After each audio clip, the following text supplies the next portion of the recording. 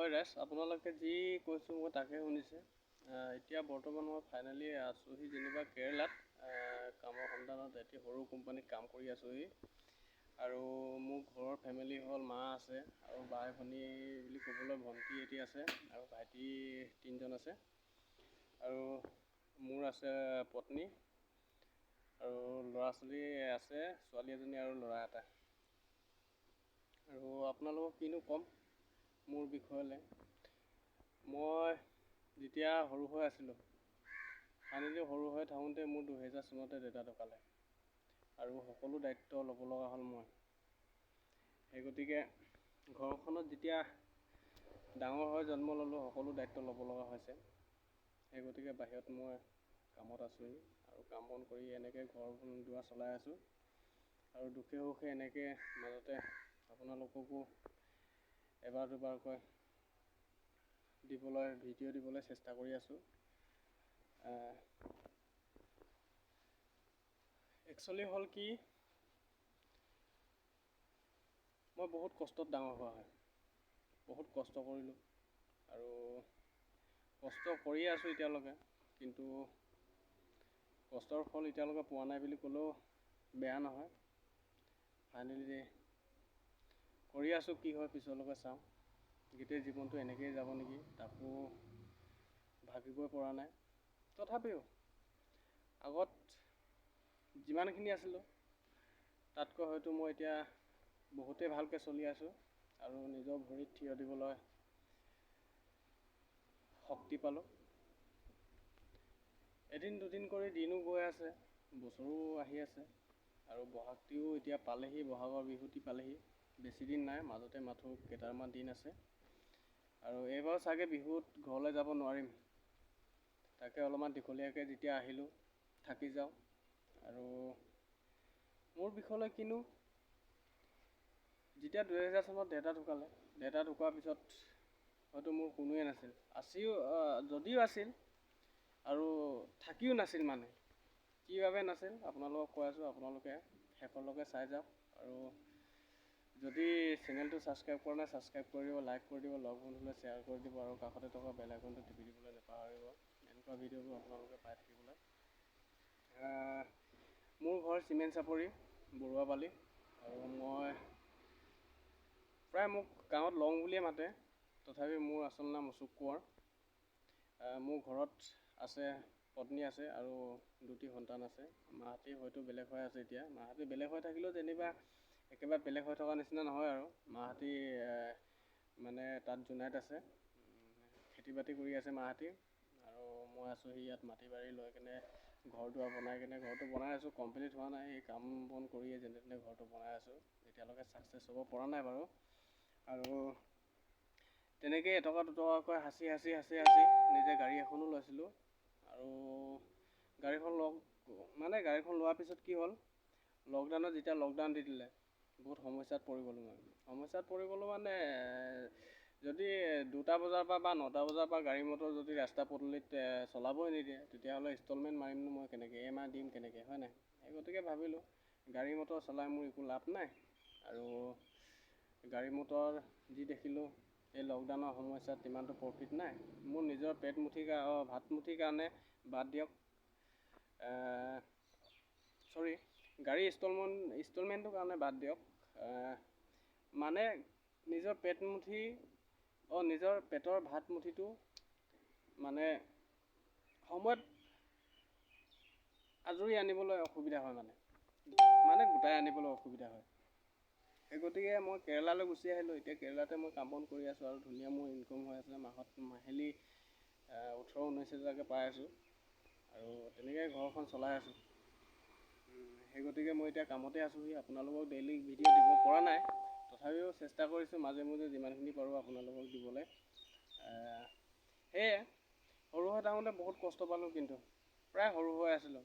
গোটেই সমস্ত দায়িত্ব মানে মই ল'ব লগা হ'ল আৰু ভাইটিহঁতক পঢ়াব লগা হ'ল। পঢ়াই শুনাই অলপমান নিজৰ চাইনটো দিব পৰা বা চাইনবোৰ্ডখন ভালকৈ স্পষ্টকৈ পঢ়িব পৰা, ঠিক তেনেকুৱা পৰ্যায়লৈকে পঢ়ালোঁ। নিজেতো পঢ়া শুনা বুলি ক'বলৈ নাই বাৰু ইমান বিশেষকৈ। স্কুলৰ দৌৰা দৌৰিত মানে বাৰান্দাত হয়তো বেছি দিন গৈ নাপালোঁ, খোজ দিও নাপালোঁ, আৰু টেবুলত বেছি দিন বহিও নাপালোঁ। তথাপিও ইমানখিনি জানো আৰু ইমানখিনিয়ে। সেই গতিকে আপোনালোকক কিনো ক'ম, বহুত দুখত ডাঙৰ হোৱা হয় মই। আৰু যেতিয়া দেউতা ঢুকাই যোৱাৰ পিছত মই একচুৱেলি আনৰ ঘৰত কাম বন কৰি আৰু আনৰ ঘৰত হাজিৰা কৰি, আনৰ ঘৰত মই হালোৱা আছিলোঁ। হালোৱা থাকিও মই সকলোকে ডাঙৰ দীঘল কৰিলোঁ। তেখেতলোকে মানে ভাইটি এতিয়া ডাঙৰ দীঘল হ'ল, নিজে ইনকম কৰি কিনে খাব পৰা হ'ল। আৰু সেয়াই নিজে ইনকম কৰি কিনে নিজে পইচাই ঘটি চলি আছে ঘৰখন। আৰু সেয়াই আৰু আপোনালোকক কিনো ক'ম, বহুত কষ্ট খালোঁ, কিন্তু বহুত কষ্ট খালোঁ। আৰু এই কষ্ট যাতে ধোনাই নাহক বুলি ভাবোঁ। সেই গতিকে দিন মানে থকালৈকে কাম বন কৰি কিনে চলি থাকিম আৰু খাই বৈ কিনে, যাতে মই যিমানখিনি কষ্ট পালোঁ সেই কষ্ট ল'ৰা ছোৱালীয়ে পাব নালাগে। আৰু আমাৰ জীৱনটোতো নায়েই আৰু, মানুহৰ জীৱনটোনো কিনো, আজি আছে কালি নাই। সেইকাৰণে মই যিমানখিনিলৈকে পাৰোঁ, যিমানখিনিলৈকে কষ্ট কৰিব পাৰোঁ, সিমানখিনিলৈকে কষ্ট কৰি কিনে ল'ৰা ছোৱালীৰ জীৱনত যাতে এনেকুৱা দুখ এটা নাহক যে দেউতাই মোক ইমানখিনি সম্পত্তি দি থৈ গৈছিলে, বাৰু ইমানখিনি গোটাই থৈ গৈছিলে, বা আমাক আনৰ চোতালে হাজিৰা কৰি কিনে খাবলৈ নলোৱাকৈ দেউতাই আৰ্জি থৈ গৈছিলে। ঠিক মই সেইটো ভাবোঁ। আনে কি ভাবে নাজানো, কিন্তু মই সেইটো ভাবোঁ। মোৰ কষ্টৰ জীৱনৰ কাৰণে মই যিমানখিনি কষ্ট কৰিলোঁ, মোৰ জীৱনৰ কাৰণে মই নাভাবোঁ। কাৰণ মোৰ জীৱনটো এনেকৈ হ'ল, মই সৰুৰ পৰা কষ্ট কৰিয়ে ডাঙৰ হ'লোঁ, আৰু এতিয়ালৈকে কষ্ট কৰিয়ে আছোঁ।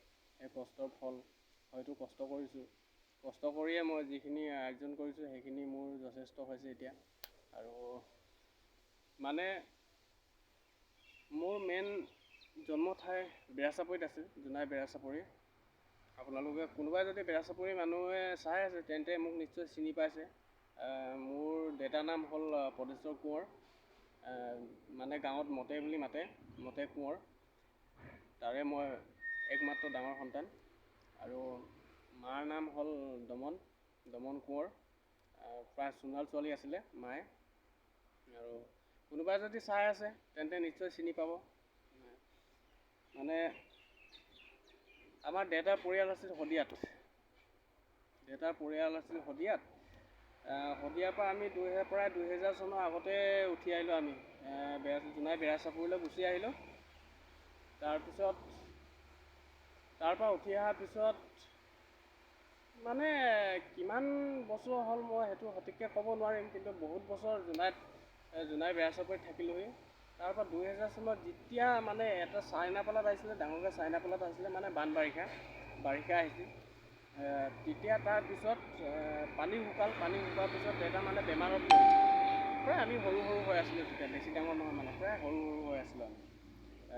ভণ্টিহঁতো সৰু হৈ আছিলে, ময়ো সৰু হৈ আছিলোঁ। মই 3য় শ্ৰেণীত পঢ়ি আছিলোঁ তেতিয়া, বেৰাচাপৰি LP স্কুলত 3য় শ্ৰেণীত পঢ়ি আছিলোঁ মই তেতিয়া। ভণ্টিহঁতো সৰু আছিলে, প্ৰায় ভণ্টি আৰু মই একেলগতে গৈছিলোঁ স্কুল। তাৰপিছত যেতিয়া 2000 চনৰ চাইনাপালাত অহাৰ পিছত যেতিয়া পানী শুকাই গ'ল, মানে গোটেই পলস পেলাই থৈ গ'ল। মাটি বাৰী যিমানখিনি খেতি বাতি আছিলে গোটেইখিনি মানে পলস পেলাই থৈ গ'ল। মানে অনলি ধানৰ থোকাটো আগটো ওলাই আছে আৰু, ঠিক তেনেকৈ ইমান ধুনীয়া ধানৰ খেতি পূৰা মানে ধ্বংস কৰি দিলে। গোটেই পলস পেলাই দিলে, বালি হ'ল, ধুমধুমীয়া বালি, খেতি বাতি হ'বলৈ বাদ দিলে। আৰু কাৰণ মৰুভূমিতটো জানে আপোনালোকে, মইনো কিনো ক'ম, মৰুভূমিত ধান সিঁচিলে মানে বা কিবা এটা ৰুলে মানে জানো হ'ব? নহয়, কেতিয়াও নহয়। সেই গতিকে তেতিয়া 2000 চনৰ যেতিয়া চাইনাপালাত যোৱাৰ পিছত পানী শুকোৱাৰ পিছত দেউতা বেমাৰ পৰিল। দেউতা বেমাৰ পৰাৰ পিছত ট্ৰিটমেণ্ট কৰিবলৈ পইচা নাছিল। প্ৰায় আমিও সৰু হৈ আছিলোঁ তেতিয়া। মাও আমাৰ ইমান সুস্থ নহয়, মানে মা ভাগৰ আইঘাটি লাগি কিনে ভৰি এটা প্ৰায় মানে অকণমান অসুখ। শুদ্ধ মানে আমাৰ নিচিনাকৈ খোজ দিব নোৱাৰে, খোজ দিব পাৰে, প্ৰায় যিমান দূৰ হ'লেও যাব পাৰে, একো নহয়, কিন্তু ভৰি এটা অকণমান লেঙেৰা। কৈ দিছোঁ আৰু আপোনালোকে যিটো মোৰ ফেমিলি হৈ আছে, সেই গতিকে সকলো কথা আপোনালোকক খুলি কৈছোঁ মই। তেতিয়া মায়ে যিমানখিনি পাৰে আমাক নোৱাৰালৈকে কৰি মেলি কিনে লোকৰ তাত ধান ৰুৱে, আনৰ ঘৰত গৈ কিনে ধান মাৰে, কিবা এটা কৰে। তেনেকৈ আমাক ডাঙৰ দীঘল কৰিলে। আৰু ডাঙৰ দীঘল কৰাৰ বাবে আমি আজি পৰ্যায়ত ইমানখিনি ডাঙৰ হ'লোঁ আৰু নিজে ইনকম কৰি কিনে হাতেৰে ইনকম কৰি কিনে খাব পৰা হ'লোঁ। সেইটো মৰম আছে, সেইটো মৰম সদায় আছে। আৰু মা সমান মোৰ হ'ব নোৱাৰে কোনো। এই জীৱনত মাথো আছে যদি এই বুকুত মোক আকৌ মা মৰমে আছে, আপোনালোকে নিশ্চয় বুজি পাইছে। আৰু কিনো ক'ম, সেই কথাবোৰ ক'লে মানে অলপমান মনত দুখ লাগে বাৰু। কিন্তু তাৰপিছত কি হ'ল, যেতিয়া দেউতাভাগৰ ঢুকোৱাৰ পিছত আমাৰ অসমীয়া নিয়মত কয় 3 দিনত তিলনি 10 দিনত দহা। ঠিক শদিয়া যিসকল আছে আমাৰ দেউতা পৰিয়ালৰ মানে যিসকল আছে তেখেতলোকক খবৰ দিলোঁ মই যে দেউতা এনেকৈ তেনেকৈ হৈ কিনে এই সংসাৰৰ পৰা গুচি গ'ল আমাক এৰি কিনে, কাৰণ আপোনালোকে আমুক তাৰিখে নিয়ম কৰিছোঁ আপোনালোকে আহিব। তেতিয়া তেনেকৈ বুলি ফোন কৰাৰ পিছত দহা তিলনিও শেষ হ'ল, মানে দহাও শেষ হ'ল। প্ৰায় কোনো আহি নাপালে আমাৰ কাষত, মানে কোনো নাহিলে। সেই গতিকে অকণমান মনত দুখ লাগিলে যে সঁচাই আছিল নে মোৰ দেউতাৰ পৰিয়ালৰ নে দেউতাই আন পৰিয়ালৰ। ঠিক মোৰ তেনেকুৱা এটা মনত মানে ভাৱনা এটা আহিলে। যদিও আছিল নিজৰ দেউতাভাগৰ পৰিয়ালৰ, নিজৰ এটা পেটৰ পৰা ওলোৱা নিজৰ তেজৰ, তেতিয়াহ'লে খবৰ দিয়াৰ পিছতো কিয় নাহিল, মানে এইটো মনত মোৰ ভাৱনা আহিল দেই। তেতিয়া কিয় নাহিল, মই সেইকাৰণে ভাবিলোঁ যদি তোমালোকে যদি ইমানখিনি যদি কৰিব পাৰিছা তেতিয়াহ'লে ময়ো কৰিব পাৰিম। কাৰণ মোৰো হাত ভৰি আছে, ভগৱানে হাত ভৰি দিছে, চকু দিছে, ক'ব পৰাকৈ মুখ দিছে, শুনিব পৰাকৈ কাণ দিছে, সকলো দিছে মোক, পূৰা সুস্থ পুষ্টকৈ দিছে মোক। তেতিয়াহ'লে তেন্তে তোমালোকে যদি কৰিব পাৰিছা তেতিয়াহ'লে মই কৰিব নোৱাৰিম কিয়। সেই গতিকে মোৰ মনত এটা মই এনেকুৱা গভীৰ মতে বান্ধন এটা কৰি ল'লোঁ যে মানে সেইটো কোনো মোৰ হৃদয়ৰ পৰা গুচাব নোৱাৰে, মানে তেনেকুৱা এটা কৰি ল'লোঁ। সেই গতিকে মই আপোনালোকক এতিয়া অলপমান আগত কৈ থৈ গৈছোঁ যে মোৰ থাকিও নাছিল আৰু নেথাকিও আছিল। কথাটো আপোনালোকে নিশ্চয় বুজি পাইছে। সেই গতিকে যথেষ্ট সম্পত্তি আছিল, কিন্তু সেই সম্পত্তিৰ আশা মই নকৰোঁ। কাৰণ মানুহক বিপদৰ টাইমত মাত খা লাগে, সম্পত্তিৰ মোৰ প্ৰয়োজন নাই, একো প্ৰয়োজন নাই মোৰ সম্পত্তি। কাৰণ কেলৈ প্ৰয়োজন নাই, দেউতাই ঢুকাই গ'ল, আমাক এই জীৱনত নিথৰুৱা কৰি থৈ গ'ল। কাৰণ নিথৰুৱা কৰি থৈ যোৱাৰ পিছত অন্ততঃ আহি কেনে দেউতাভাগৰ মুখখন দেখিব নাপালে মোৰ একো আপত্তি নাই, কিন্তু তথাপিও নীতি নিয়মটো কৰা সমস্যাত কমচে কম আহি কেনে মাত এষাৰ লগাব লাগে। কোনোবাই যদি শদিয়াৰ পৰা চাই আছে তেতিয়াহ'লে মনত ৰাখক, মই লওঁ, মোক প্ৰায় লং বুলিয়ে মাতে, আপোনালোকেও জানে চাগে মই লং বুলি মাতোঁ। মোৰ নাম হ'ল পটেশ্বৰ কোঁৱৰ আৰু দতিৰ নাম হ'ল পাভ কোঁৱৰ। কোনোবাই যদি চাই আছে তেন্তে ডিছক্ৰিপশ্যনত মই মোৰ কণ্টেক্ট নম্বৰটো দি দিম। কোনোবাই যদি শদিয়াৰ পৰা চাই আছে তেতিয়াহ'লে কণ্টেক্ট কৰিব পাৰিব। এই আজি সৰু হৈ থকা আপোনালোকে যিটো কৰিছিলে মোক, প্ৰায় সৰু হৈ থাকোঁতে মানে যিটো কৰিছিলে আমাৰ ভণ্টি আৰু মোক, মই শদিয়াত আছিলোঁ, প্ৰায় শদিয়াত 3 বছৰ নহয়, প্ৰায় শদিয়াত 1-1.5 বছৰমান থাকিলোঁ মই, 1-1.5 বছৰমান। তেতিয়া স্কুল যোৱাৰ সমস্যা, একদম স্কুল আমাৰ সেইটো সমস্যাত মানে স্কুল বৰাবৰ যাবলগীয়া বয়স আৰু। তেতিয়া স্কুল যাবলৈ লওঁতে মানে স্কুল এডমিশ্যন কৰিব লওঁতে মানে কি হ'ল, তেতিয়া আমাৰ ভণ্টি আৰু মোক মানে স্কুলত এডমিশ্যন কৰি দিয়া নাছিল দেই। তেতিয়াৰ পৰাই মানে আচলতে আমি বুজি পোৱা নাছিলোঁ কিয় যে আমাক আন এটা চকুৰে চায়,